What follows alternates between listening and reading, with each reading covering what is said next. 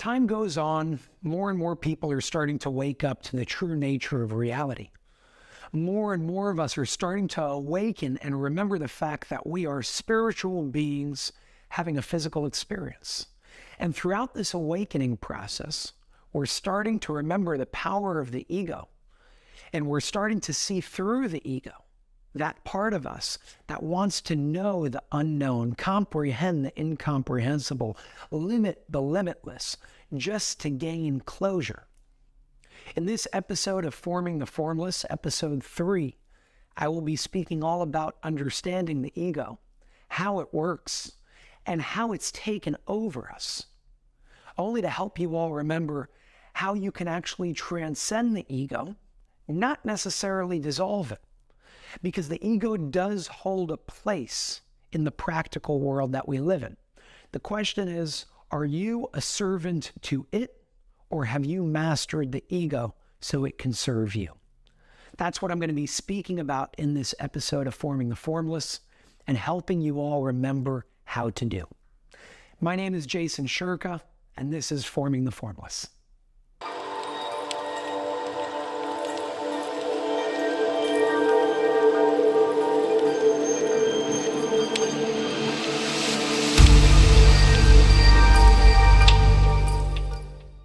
Hello, everybody, and welcome back to Forming the Formless. This is episode 3, all about the ego, understanding the ego, seeing the ego from different perspectives, understanding how it works with the ultimate intention of having the ego serve us instead of us unknowingly and subconsciously and unconsciously being slaves to it. So first and foremost, I want to start with a very important statement that I don't believe most of the world, especially the awakening world, understands today. You see, in the awakening community, a lot of people see the ego in a negative light. And they say, oh no, we have to dissolve it, we have to get rid of it, it's horrible, it's bad, it's negative. And there is some truth to that. But there is also a place for the ego in this world. That's why we have it. It's not here to take over you. It's actually here to help you survive in this physical matrix that we experience as our physical lives.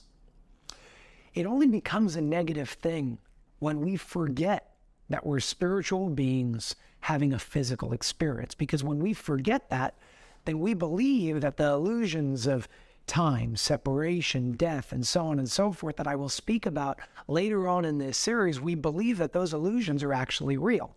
And when we lack the proper awareness of understanding that those are just illusions, when we truly believe those things to be real, the ego takes over, and that's when the ego becomes a negative thing. But there are productive ways of how the ego works. For example, the ego truly believes that it is your physical body, so it does its best to stay alive. That means that when you are faced with life-threatening situations, it's the egoic part of you that instills fear to make sure that you run the other way to stay alive. Now, the spirit and the soul part of you knows that death doesn't exist.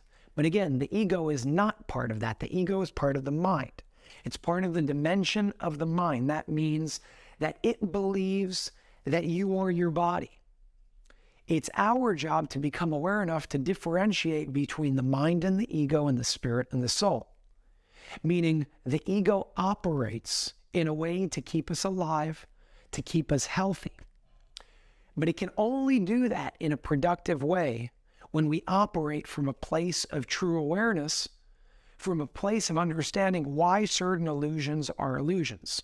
Now, when I say illusions of death, separation, and time, we still use time for practical purposes. Time is not a bad thing. But if we forget that time is relative, if we forget that time is just a tool to be able to operate in this physical matrix, that's when it becomes a negative thing. So how does the ego work? Again, the ego is a part of the mind. It's not necessarily a part of the soul. The ego works in a productive way the moment we bridge awareness and we bridge the gap between the mind and the heart. In that way, we will be able to use the ego for productive purposes, use the ego in a way that serves us, and avoid situations where the ego uses us due to our lack of awareness on the spiritual essence of life. So what is the ego? The ego is all about closure. It's all about wanting to understand things. Again, the ego operates within the matrix. The ego is a tool that helps you navigate through the matrix so long as you have the awareness of what the matrix is. The matrix is not a bad thing either. The matrix is actually how we experience ourselves as physical beings while still understanding that we're spiritual beings. So when we understand how the matrix works, we actually use the matrix and our awareness of its laws of how it works to navigate and in many ways actually transcend. It's a vehicle of transcendence. It's not this thing that hinders us and limits us. It will do that if we don't have the proper awareness. So back to the ego and the way that it's made up, what it requires to remain alive in the mind. It likes understanding things. It likes closure. In my opinion, the ego is what created religion as we know it today, because what does religion try to do? Religion tries to form the formless, but in a counterproductive way, forgetting that everything comes from the same source. Religion tries to explain the incomprehensible. It tries to measure infinity with a ruler, and you can't do that because infinity doesn't have a beginning and it doesn't have an end. But the ego works out of the mind. Therefore, the mind likes closure. It likes things like beginning and end, birth and death, creation and destruction. Why? Because the ego likes things that are measurable, meaning the ego likes things that are finite. Nothing is actually finite. So when we speak about the law of conservation, energy cannot be created or destroyed, the ego starts going crazy and it actually gets scared because you're threatening the very basis of limitation that it exists on. The ego believes in birth and death. The ego believes in creation and destruction. The ego believes in beginning and death. The ego believes in good and bad. But what if I told you, and I know that your soul knows this, and this is just a remembrance process, that none of that exists in the fundamental reality of the universe? Now the question is, can the limited mind and the infinite soul exist together? And the answer is absolutely. There is a place for each. So you use illusions like the tool of time to make your trade or to celebrate a birthday, even though you know that your soul is not limited to your body. So it helps us operate in this matrix that we live in. But again, when we forget that, the ego takes over. The ego, without the awareness of the spiritual essence of where we come from, is the mind without the awareness of the heart. It's limited. It may make you feel good because at least you feel that you know. But there's a very, very important quote, a very important idea that we all must remember. And that is the quote that says, "To know is to limit all other possibilities." Now that satisfies the ego because the ego likes closure. It likes knowing. But if you truly believe that you know, you just limited infinity. You cannot limit infinity because in its very nature, it is infinite. So why do I say that the ego is responsible for creating things like religion as we know it today? Even the interpretation of the Bibles as we interpret them today. Because look what it did with the idea of God. It wants to understand something that it cannot comprehend because as the soul knows, and as I'm sure a lot of you know, and if you don't know, you will remember, God is not something outside of you. That is not connected to you. That is not a piece of you. God is not a figure in the sky that's going to punish you when you do something wrong. It's not about that. But the ego likes rules. So it painted God and it interpreted the idea of God in that very way. It likes limiting things. So the ego, through religion and interpretations, as we know today all around the world, especially in organized religion, paints God in a picture of something outside of you that's going to punish you if you do this and help you and praise you if you do this. Those are rules. Those are limitations. The world does not work according to limitation. The soul does not work according to the limitations of anything. The soul knows no limitation. But the mind needs limitation in order to continue operating. So I'll go to my question earlier. Is it possible for the infinite soul and the finite mind to operate and exist together? And the answer is absolutely, so long as you come from a place of your heart to understand that not always will your mind be able to comprehend everything, and that's okay. That means that the mind, the ego, has the support of the soul. If you can operate in that form of alignment, the sky's the limit. You literally live a limitless reality, which is the only true fundamental reality that really exists. Another thing that the ego loves to do is to identify with things, to identify with thoughts. Why does it like to do that? Because again, the ego likes closure. It likes knowing the unknown, limiting the limitless. It likes giving your sense of self limitation so you know who you are. But your soul knows that you are limitless. So how can you know who you are other than knowing that you are limitless? Well, the way that the ego tries to do that is by identifying with certain thoughts and certain beliefs. Your thoughts and your beliefs from the egoic dimension, from the egoic perspective, tells you this is who I am. This is what I believe, and this is what I'm made of. But that could be very dangerous, because the moment you identify with the thought, the moment you identify with a belief, it makes it very hard to speak to people who have differing beliefs. And if you can't speak to people with differing beliefs, you actually remain in a place of stagnation, no growth, no expansion, which is the opposite of the reason of why you're here in the first place. So again, identifying with a thought is counterproductive. Identifying with a belief is counterproductive and limiting to your growth. That doesn't mean that you can't possess thoughts and possess beliefs. You believe a lot of things. I believe a lot of things. The question is, do you identify with that belief? Is that belief what makes up your sense of self? And if it is, you are operating in a way where the ego is actually taking over you. You are a slave to the limitations of the ego.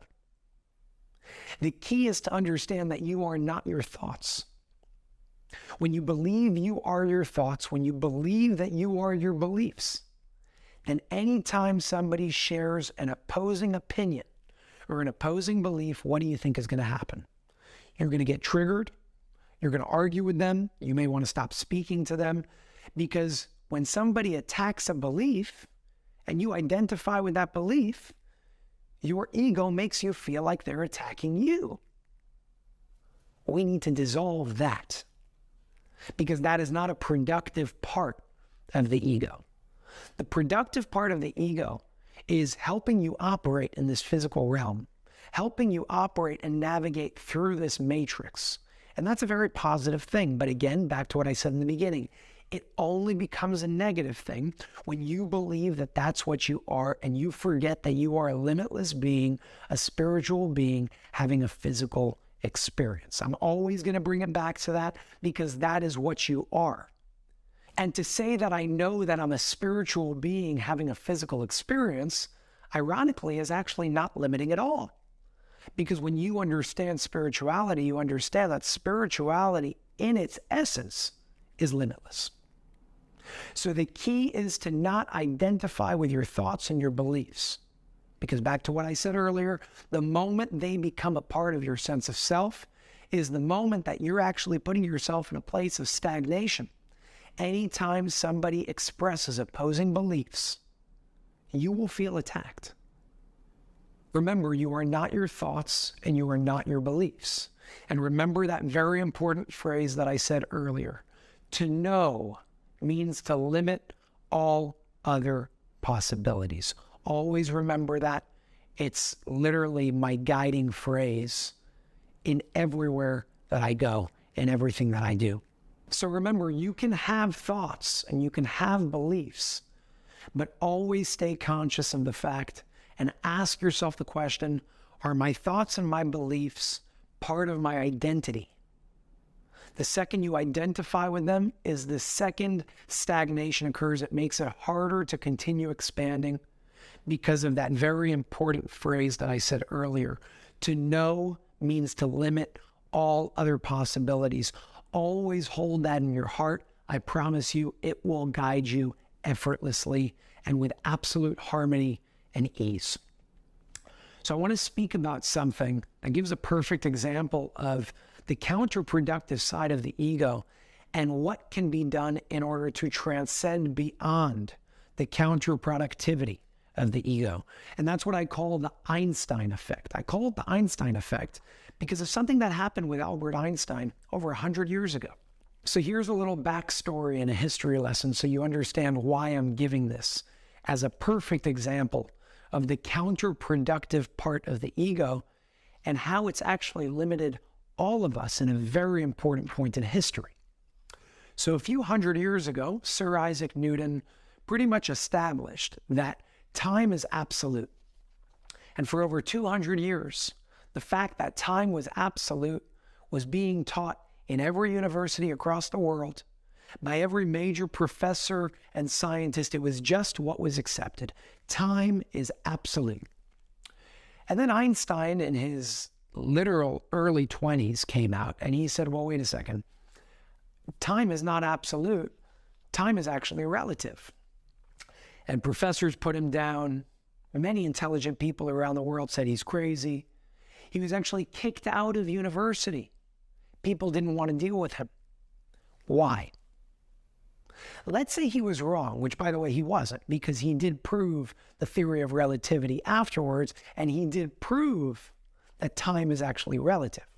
Let's go back to why he was faced with so much resistance. So for a couple hundred years, everybody says time is absolute. Every professor is teaching that. Everybody is going according to that. And suddenly this kid comes along and says, that's not true. Now, for every professor and intelligent human being at the time that accepted that time was absolute, for them to accept that time was actually relative, they would actually have to accept the fact that everything that they've learned and everything that they've taught their thousands of students throughout their years and years and years of teaching was wrong. And in a good world, in a world where people aren't leading with the ego, they would say, well, wait a second, we're wrong. Let's move forward so we could progress and benefit humanity and really evolve. But that's not what they did because the ego was leading. And they said, no, you're wrong. We're kicking you out of school. Because Einstein's theory of relativity and eventual proof that time is relative was a threat to the existence of the establishment. Because the establishment and everybody that the establishment was made up of identified with the fact that time is absolute. And therefore, when Albert Einstein came out and said time is relative, they all felt attacked by him because they identified with the thought and the belief that time is absolute. It took a period of time, and eventually, Einstein's theory of relativity was accepted. The proof that time is relative was accepted, but it took a period of time. It took a lot of resistance. Now I want to paint a picture. Imagine what this world would look like if when Einstein mentioned that, some great minds came together and said, you know what? Instead of resisting him, let's actually see if there's any sense to what this guy is saying. Imagine how much further we would be in terms of quantum physics and quantum dynamics. Imagine how much further we would be in our understanding of the world if we didn't need to really experience that period of resistance from the entire world towards the truth, just because people felt attacked at the core of their being, simply because the egoic mind caused the collective to identify with the thought and the belief that time was absolute. The world would be in a completely different place today. So the question is, what do we do with that knowledge? How do we learn from history and make sure that something like that never happens again? Well, first and foremost, we have to become aware of how the ego works. And that's the point of this very episode, to show you how the ego works, what it requires, and how you can actually align yourself with the awareness of your spirit and your soul to still use the ego in productive ways to operate in this physical matrix, while still allowing yourself to be guided by your heart instead of guided by your mind. Allow intuition to lead, and logic and reason will follow from there. The problem in the world that we live in today is that intuition is not leading. Logic and reason is leading. Therefore, the egoic mind has taken the lead. The soul has taken the back seat. The spirit has taken the back seat. The problem with that is the soul knows everything. The ego does not. So what would you rather be your leader? The all-knowing awareness that's already within you? Or the slower version of that really doesn't know everything because it's always trying to limit everything in order to figure out how to know something just for closure purposes? We need the soul to lead. And to dissolve the counterproductive portion of the ego, we must be aware of the power of the soul to instill the confidence and the knowingness within us, and to help us remember that we already have that leader within us. You see, the moment we stop identifying with thoughts, with beliefs, when the ego is dissolved, you will literally live a life of limitless possibilities and limitless potential, because you are no longer identifying with something. Again, we go back to know means to limit all other possibilities. The mind does not know all. The soul does. And the difference between the mind and the soul is that the mind has to remember in a slower manner what the heart and the soul always knew. That's part of the reason of why we're here. That's what we do as spiritual beings having a physical experience. Step one is we stop identifying with thoughts and beliefs. Again, have thoughts, have beliefs. Keep an open mind. Look around you. Don't identify with them, because the second you identify with them, it makes it much harder to be able to expand past what you think you know. Because newsflash, me and you, on the level of the mind, know nothing compared to the infinite realm that actually exists in this universe, of this universe, because this universe is limitless in and of itself. It's infinite in and of itself. That's what energy is. It can't be created or destroyed. The ego doesn't like that, because that dissolves the words that the ego created of beginning, end, creation, destruction, good, bad. We must move past the counterproductive part of the ego. And we do that in a very simple way. We stop identifying with our thoughts and our beliefs. So I want to share a simple practice that you can do after watching this episode. And I encourage you to really take this practice with you everywhere you go. Everything you got so far was the concept. Now we have to apply it. We have to put it into action. How do we put it into action? Very simple. It's a challenge that I'm going to challenge each and every one of you to do as often as you can possibly do. And it's really all about leaving your comfort zone. I want you to put yourself in situations where you speak to people who you know don't agree with you. I'll give you an example. Let's say you hold a belief that vaccines are bad for you. Go speak to somebody who believes the opposite. Let's say you hold a belief that the earth is round. Go speak to somebody who believes the earth is flat, and observe yourself as you're having that conversation. Every time you're triggered, that is the indication that you are identified with a belief.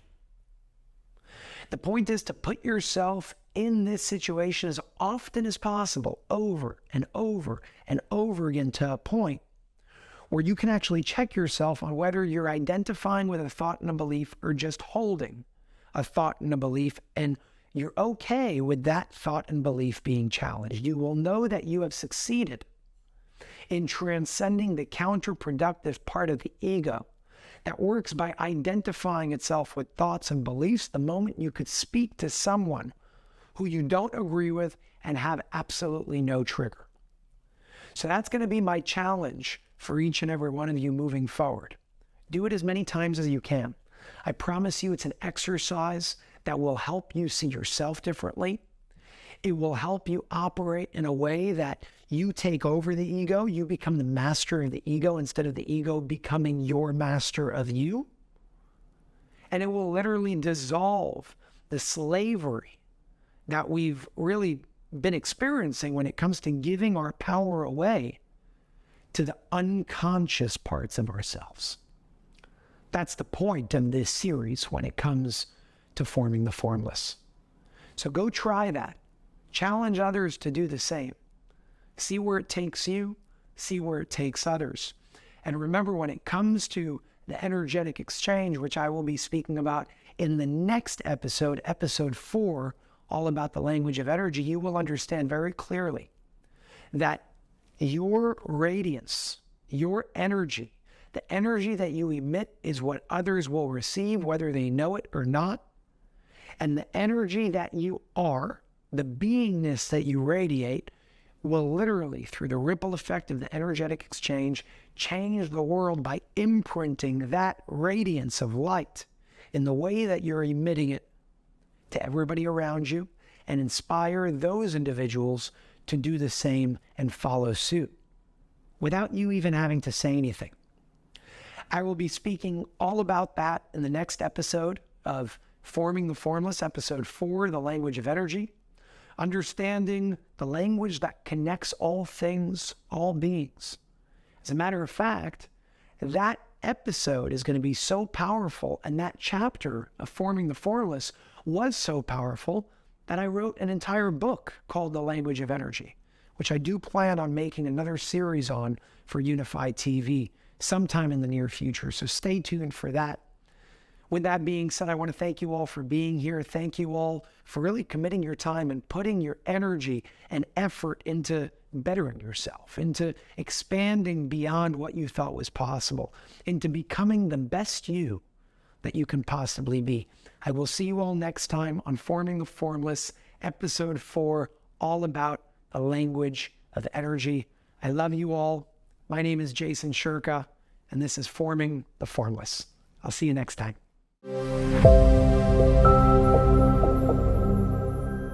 Subscribe.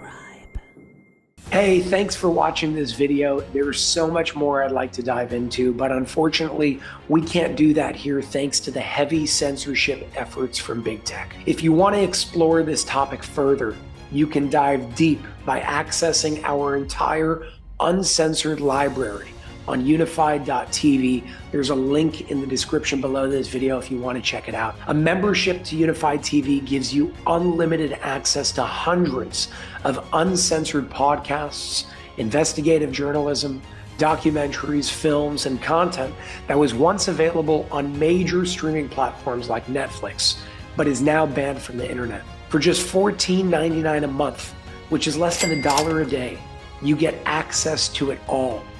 Your subscription also helps keep the platform running free from censorship and corporate influence. Please consider supporting us and enjoy all of our unfiltered and thought-provoking content in return. Thank you very much, and I will see you on Unified TV.